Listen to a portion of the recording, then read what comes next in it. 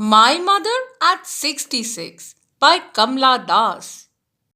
That is the picture of the poet on the right side. If you find this video slow, please go to the settings and increase the speed. Kamla Das was an Indian English poet and author, popularly known for her short stories and autobiography.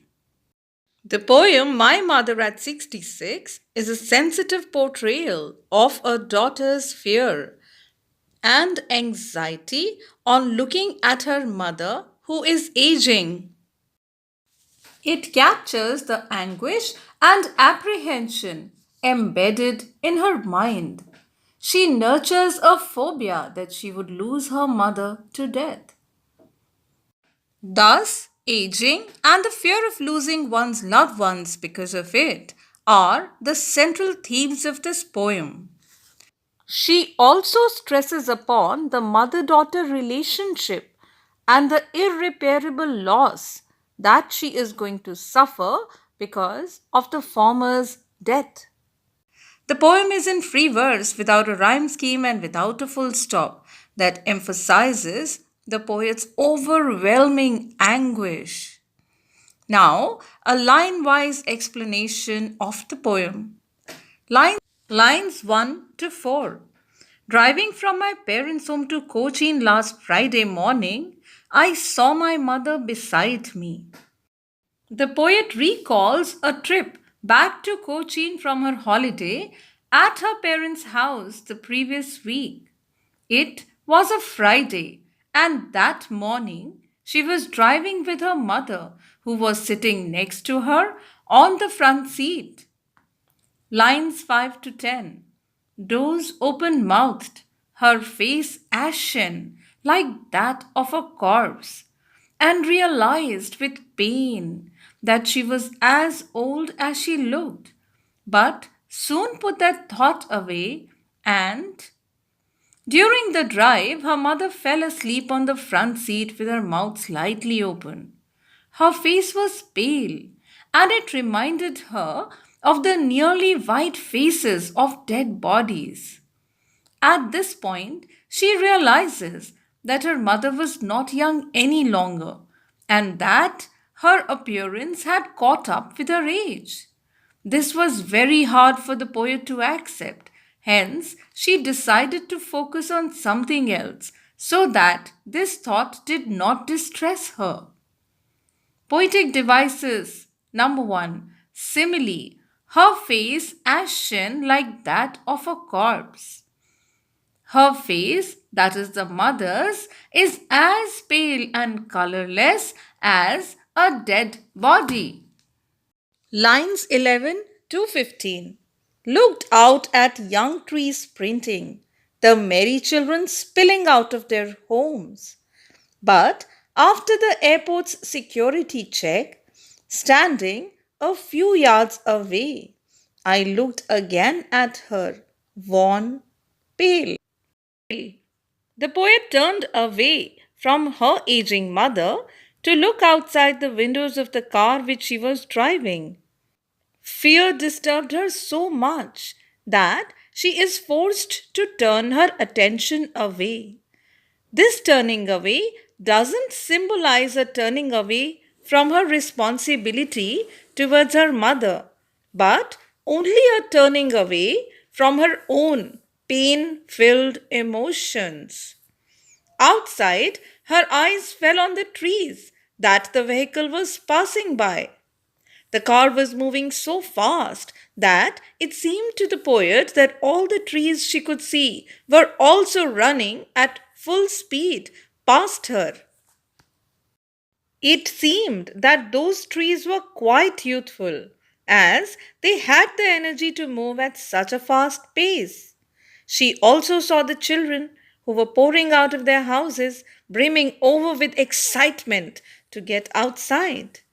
The poet passed all these and reached the airport.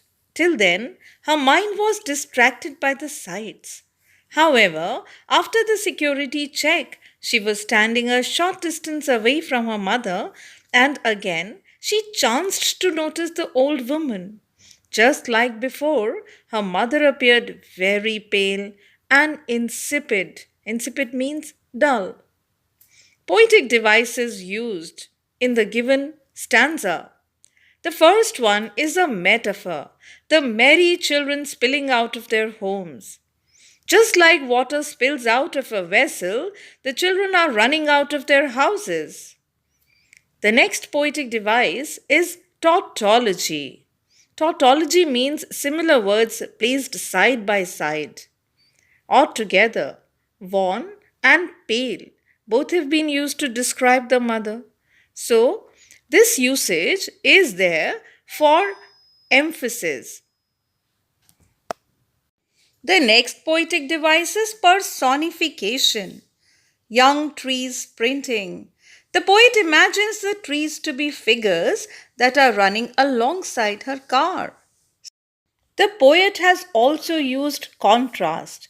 For example, merry and wan. Another one can be young and old. The poet makes use of this device to highlight the contrast between the aging mother and the vigor and vitality of these young and happy children. Line 16 to 20. As a late winter's moon, and felt that old familiar ache, my childhood's fear. But all I said was, see you soon, Amma. All I did was smile and smile and smile. The poet compares her mother's face with the sight of the moon on a night towards the end of winter. Even though her mother is no longer a young woman, she is still beautiful. Hence, she compares her mother's face with that of the moon on a winter night. The reference to the last season indicates that the year is coming to an end. This is symbolic of the last phase of the human life. Hence, it is an indication that the mother's life is nearing its end. As she made this comparison, her childhood fear surfaced once again, the fear that her mother would die one day. This was a fear that had troubled her many times earlier, and it was plaguing her again now. However, she did not let it reflect on her face. Instead, she put up a brave face and waved goodbye. She assured her mother that they would be seeing each other again soon, and all the while, even though she was in great agony, the smile never left her face. That is the end of the poem. The poetic devices used in the last stanza. Metaphor. The poet compares her mother with the moon in winter time and also uses the word as while making this comparison. Repetition. All I did was smile and smile. Repetition has been used for emphasis. She smiles. She smiles and says goodbye. But in reality, her heart is breaking. Her smile is an attempt to camouflage her pain and the insecurity of losing her mother. That was the end of my explanation. If you liked my video, please like, share, comment, and subscribe to my channel.